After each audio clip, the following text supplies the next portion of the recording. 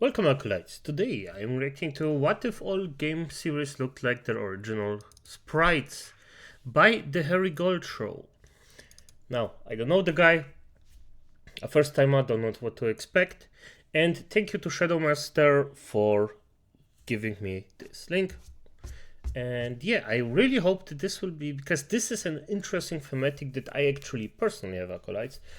Because, well, the history of things just interests me, not the real life things, but the fantasy things, as you might imagine, in my Lichy form, as you can see.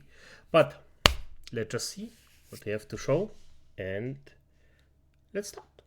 Though animated characters of all kinds evolve in appearance over time, Japan's video game industry is a notorious exception in how adamantly faithful to their original visions the studios have insisted on remaining. The Legend of Zelda, for instance, featured everything that made its protagonist iconic, even in Link's earliest and most graphically primitive appearance. From a jaundiced complexion and nose like the business end of a pickaxe to his famously deformed hunchback physique. And from the Sonic series to Pokemon to Mario and beyond, this degree of consistency has proven no less prevalent anywhere else in the medium. So please join us as we take you through a brief overview of design evolution if you through recognize video the game thing, history. recognize it. That helps. Coming to you from beautiful downtown Fortitude Valley,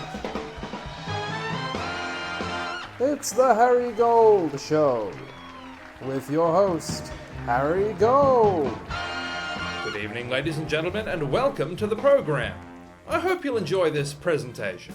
The Legend of Zelda video game series has proven itself significant for many reasons, from running longer than almost any other Nintendo franchise to baffling gamers that can't conceive of a protagonist who's significant for many. TV. Racism from former animal abuse. The views exposed by individual quotes is this person's are solely their opinions. Okay, so reasons, from running longer than almost any other Nintendo franchise to baffling gamers that can't conceive of a protagonist whose name isn't in the title. Despite this confusion, however, Link has become one of video gaming's most recognizable figures. Both he and Mario were creations of Nintendo veteran Shigeru Miyamoto, who sought to devise in both characters a sort of relatable everyman hero with broad appeal that could cross international boundaries. In the wake of their prior success with the likes of Mario, Luigi, and Donkey Kong, the Nintendo management became adamant that characters without necks were a surefire ticket to massive sales. But when Miyamoto was tasked with creating a new IP that could replicate Mario's popularity alongside game designer Takashi Tezuka, he was unwilling to settle for merely repeating himself, instead choosing to double down on the concept. Did you see this one? Oh no. This is scary. What the fuck? Oh no.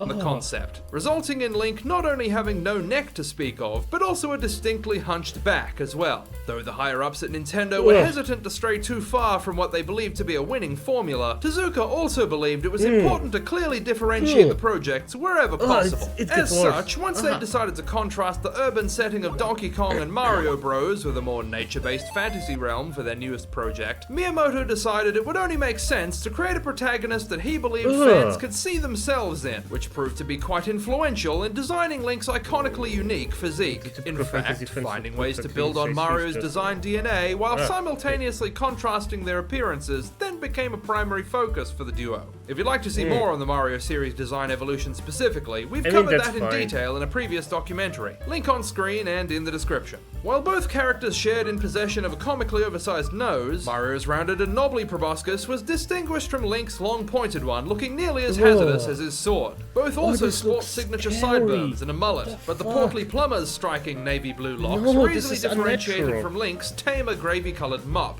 And while the two characters' eyes are just as beady and inhuman as one another, Mario's deep, piercing cobalt was contrasted by Link's pronounced case of green and brown sectoral heterochromia, often praised for its accuracy and authenticity to people who've actually experienced this medical condition. The deliberate points of comparison don't end there either. Against Mario's anemically pallid complexion, Link was bronzed to the point of resembling an Irish flag. The trademark medieval elvish garb for which Link is famous, loosely inspired by various characters from Western popular culture, was made green to contrast as much from Mario's signature modern red overalls as possible. And of course, to distinguish against Mario famously being a working-class Italian Catholic, Takashi Tezuka, being a born-again evangelical Christian himself, included a crucifix on Link's Bible-shaped shield, symbolic of how God's...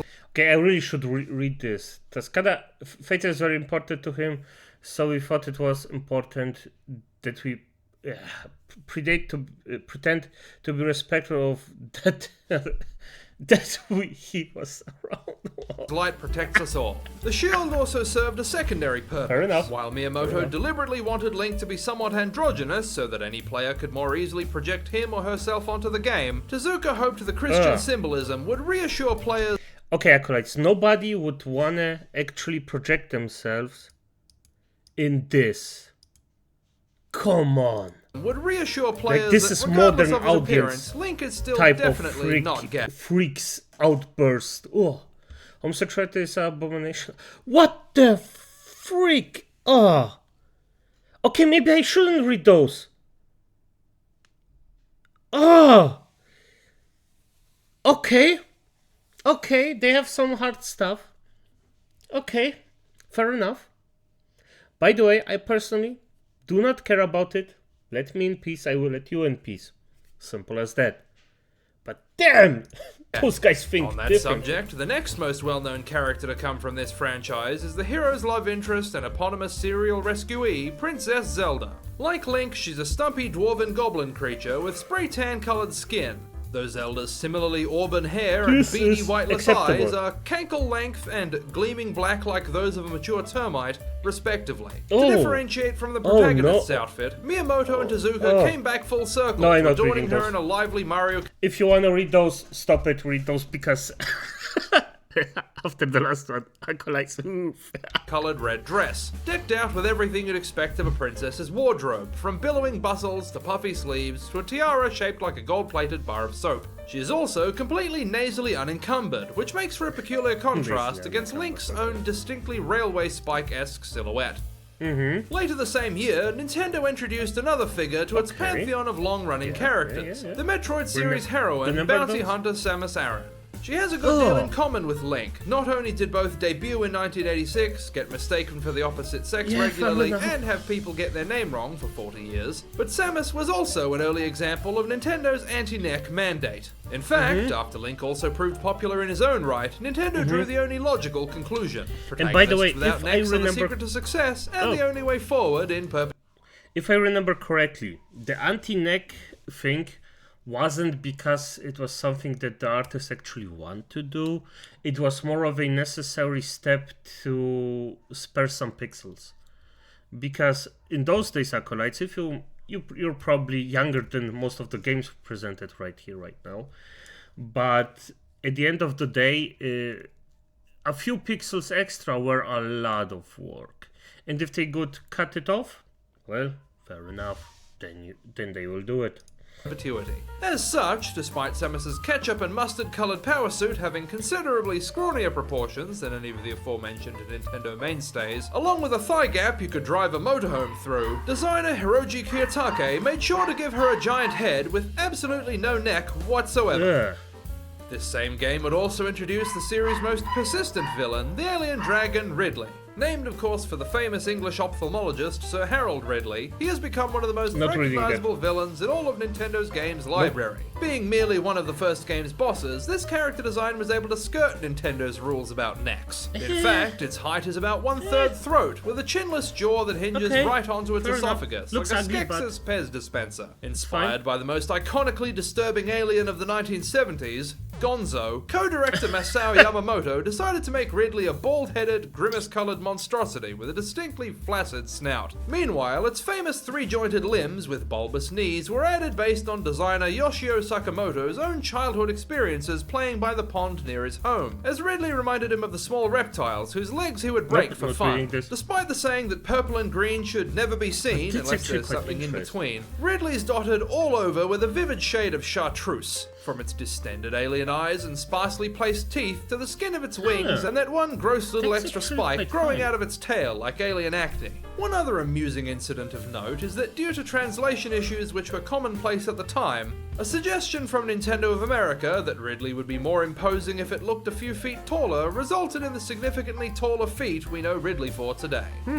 By 1987, other companies had started to catch on to this burgeoning necklaceless fad, with Konami launching in that year what would go on to be one of its own most famous characters, Solid Snake of the Metal Gear series. When notoriously eccentric game developer Hideo Kojima was instructed by his superiors to create a new game in line with the trends Nintendo was setting, he sought not only to imitate, but to innovate on this fundamental industry shift. To that end, Kojima chose to design a character not only entirely without a neck, but also without a face as well. This would turn out to be only the beginning of his avant-garde attitudes towards character construction. Solid Snake, as most familiar with the video game world know, is a short, muscular, and tremendously broad-shouldered man sporting swamp green tactical gear with highlights in a murky beige that matches his undercooked meatloaf complexion. Snake also displays an early instance of Kojima's well-known fascination with finding innovative new I could imagine this is an enemy somewhere. This looks actually quite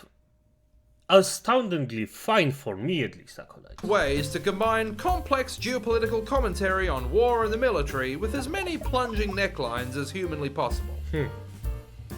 Later that same year, the company Capcom also decided to cash in on Nintendo's neck-free trend setting. The long-running Mega Man series was introduced in late 1987, starring the iconic blue android of the same name. I mean, that's While fine. not as bold in concept as Kojima's faceless hero, director Akira Kitamura did go as far as conceiving a character without a nose, ears, hair, or any other more or less human facial attribute beyond a boggle-eyed frog-like countenance. Okay, He has the appearance of a it's bad, diminutive it's bad, hunchback it's bad. with a big round head. And despite being a machine, Mega Man has always been rather squishy looking, like a doughy biker wearing a scuba suit. Designer Keiji Inafune also opted to give Mega Man underpants on the outside of his tights, as his appearance, much like his name, was partly inspired by tropes common to the most iconic Western superheroes, like Dan the Dynamite and the Green Llama. Mega Man's trademark, permanently blank, lifeless, deadfish expression was also an addition made by Inafune, modelled after the programmers he worked with. This proved so relatable to programmers, in fact, that it later served as an influence for the emojis devised by Japanese telecom companies in the 90s and early 2000s.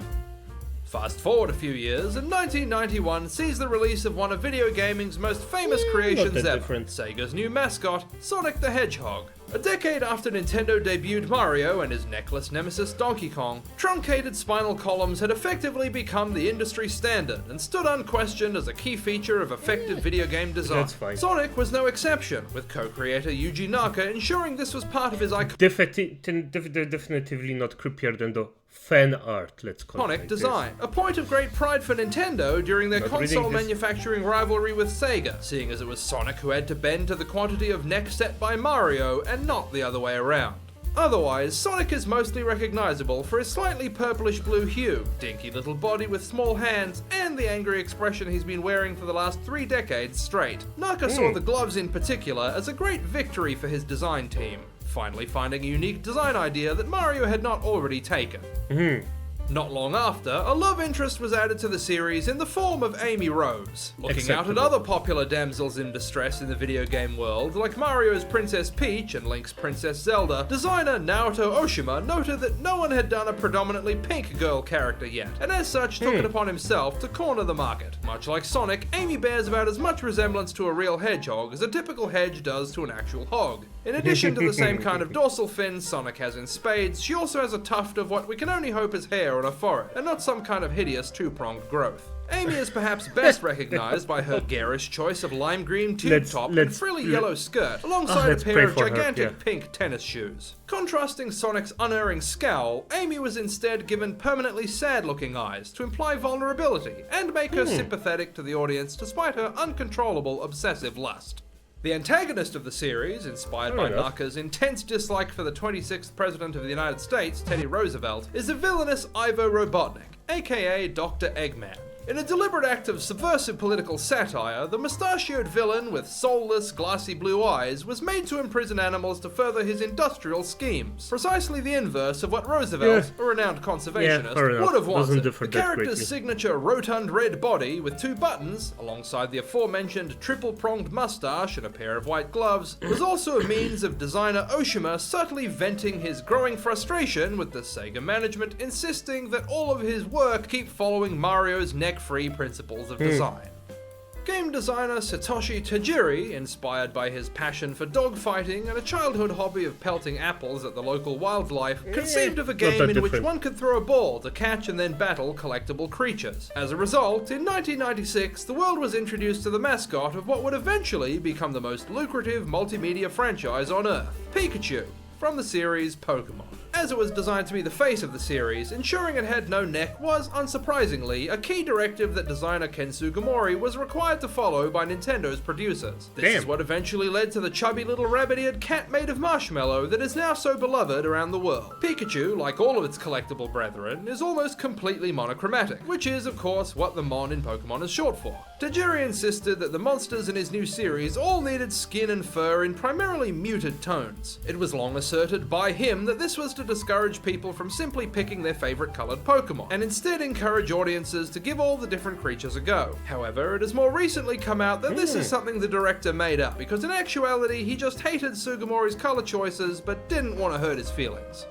To keep in line with all the colorless creatures populating this world, Sugimori was also tasked with creating similarly grayed people to catch and train the Pokemon in question. Tajiri insisted publicly at the time that the colorless skin of the game's human cast was to create a non-specific race to which anyone from anywhere could relate, in a bid to ease the racial tensions of the world. But of course we now know this was simply something that Nintendo's marketing strategist conceived of after the fact. As this series was to be top-down, Nintendo insisted that he follow the design principles that had made their foremost top-down franchise, The Legend of Zelda, so successful. As a result, the people in this world are not merely without a neck, as had become the unspoken expectation by this point, but also similarly stumpy and gnome-like, with large ears, no nose, and tall jet-black eyes, all just like Princess Zelda herself. While we don't have time in this presentation to go through all the more than 1,000 Pokemon this series has generated to date, Ken Sugimori has singled out a selection of them as his all-time favourite designs. Bulbasaur, the blotchy half-frog, half-bear that famously has a garlic bulb on its back. Dragonite, the drowsy-looking dragon with teeny little arms, based on both Chinese and European mythology.